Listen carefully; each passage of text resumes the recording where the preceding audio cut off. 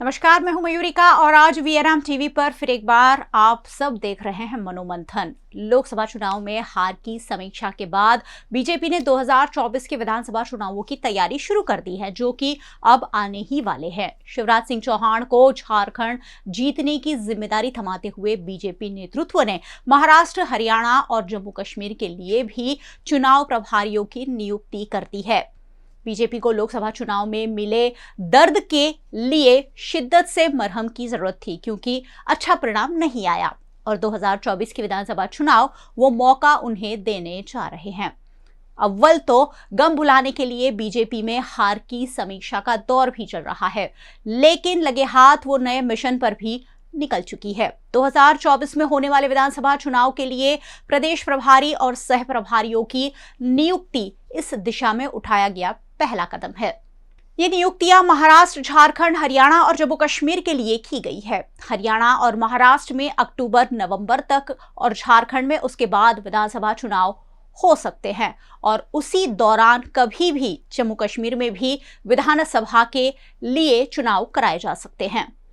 लोकसभा चुनाव के नतीजों से तो यह साफ है कि बीजेपी के लिए महाराष्ट्र के साथ साथ हरियाणा जैसे राज्य भी चुनाव के हिसाब से अब काफी चुनौतीपूर्ण साबित हो सकते हैं। यही वजह है कि मोदी शाह के बेहद भरोसेमंद और बार बार आजमाए हुए रणनीतिकार भूपेंद्र यादव को महाराष्ट्र का प्रभारी बनाया गया है। शिवराज सिंह को मिली झारखंड की जिम्मेदारी भी ध्यान आकर्षित कर रही है। मध्य प्रदेश विधानसभा की ही तरह लोकसभा चुनाव में भी सूबे की सभी 29 सीटें जीतने वाली बीजेपी के नेता शिवराज सिंह खुद वोटों के भारी अंतर से चुनाव जीतकर संसद पहुंचे हैं और मोदी कैबिनेट में अति महत्वपूर्ण कृषि विभाग के कैबिनेट मंत्री भी बनाए गए हैं। अब शिवराज सिंह चौहान पर झारखंड में बीजेपी की सरकार बनवाने की जिम्मेदारी होगी। जरूरी नहीं है कि विधानसभा चुनाव में भी झारखंड के वोटर का मूड लोकसभा चुनाव जैसा ही रहे, क्योंकि उसी दौरान गांडे उपचुनाव में कल्पना सोरेन ने झारखंड मुक्ति मोर्चा के उम्मीदवार के रूप में जीत दर्ज की है। हेमंत सोरेन की पत्नी कल्पना सोरेन को झारखंड का डिप्टी सीएम बनाए जाने की भी मांग और चर्चा चल रही है। हेमंत सोरेन के जेल जाने से पहले भी कल्पना को मुख्यमंत्री बनाने की कोशिशें हुई थी, लेकिन पार्टी में ही विरोध के चलते चंपई सोरेन के नाम पर सहमति बनाने की कोशिश हुई और ये कोशिश कामयाब भी रही। शिवराज सिंह चौहान की मदद के लिए असम के मुख्यमंत्री हिमंत बिस्वा शर्मा को झारखंड चुनाव के लिए सह प्रभारी बनाया गया है। वैसे महाराष्ट्र और हरियाणा की चुनौती ज्यादा बड़ी है। महाराष्ट्र में जैसे तैसे बीजेपी ने शिवसेना के बागी एकनाथ शिंदे के नेतृत्व में सरकार तो बना ली, लेकिन लोकसभा चुनाव के नतीजों में जो संकेत मिले हैं वो बिल्कुल भी अच्छे नहीं है। मुश्किल ये है कि बीजेपी ने उद्धव ठाकरे को महाराष्ट्र की सत्ता और शिवसेना से उद्धव ठाकरे को चलता तो कर दिया, लेकिन जनता के मूड को भांप नहीं पाए और शरद पवार की एनसीपी के मामले में भी बिल्कुल कुछ ऐसा ही फीडबैक मिला है। एनसीपी सांसद सुप्रिया सुले को हराने के लिए पवार परिवार से ही अजित पवार की पत्नी सुनेत्रा पवार को बारामती के मैदान में उतार दिया गया, लेकिन जाहिर था सिक्का तो शरद पवार का ही चला। सुप्रिया सुले ने अपनी सीट बरकरार रखी और बागी भतीजे अजित पवार के हिस्से में बीजेपी की मदद के लिए महाराष्ट्र की सिर्फ एक ही सीट मिल पाई।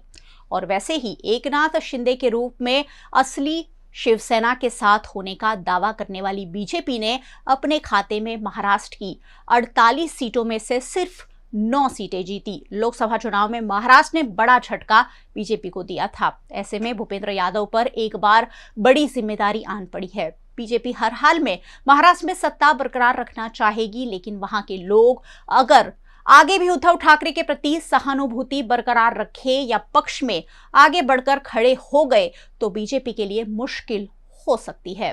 भूपेंद्र यादव के साथ केंद्रीय मंत्री अश्विनी वैष्णव को महाराष्ट्र का सह प्रभारी बनाया गया है, यानी महाराष्ट्र का रण मुश्किल तो होगा ही, अब उस पर नजर होगी। वैसे महाराष्ट्र की तरह हरियाणा विधानसभा चुनाव भी बीजेपी के लिए बड़ी मुसीबत लेकर आने वाला है। वैसे तो बीजेपी 2014 से ही यहां सत्ता पर काबिज है, लेकिन 2019 में सत्ता से चूक जाने के बाद उसे जेजेपी नेता दुष्यंत चौटाला के साथ गठबंधन की सरकार बनानी पड़ी थी।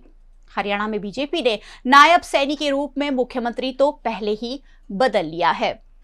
अलग मुश्किल ये है कि दुष्यंत चौटाला के साथ गठबंधन भी टूट चुका है। लोकसभा के चुनाव नतीजों को देखें तो बीजेपी 10 में से 5 सीटें ही जीत पाई है।